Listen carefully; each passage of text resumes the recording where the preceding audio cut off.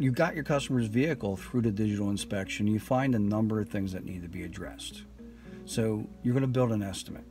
Now, the digital inspection sent via text. What about the estimate? Well, you can call the customer, you can go over it on the phone with them while they're looking at the inspection, but it's going to be a lot of numbers and things along with the visuals that you're giving them. So it's going to be difficult for them to grasp it. So what we recommend from Bolt-On Technology is to text a copy of that estimate. Let's take a look at how we do it. Open your estimate in Report Pro. Check it out and be sure it's good. Then click on the text icon to open the messaging window, where you'll see a link that when sent to the customer, as you see here, they'll be able to tap on it and look at the estimate.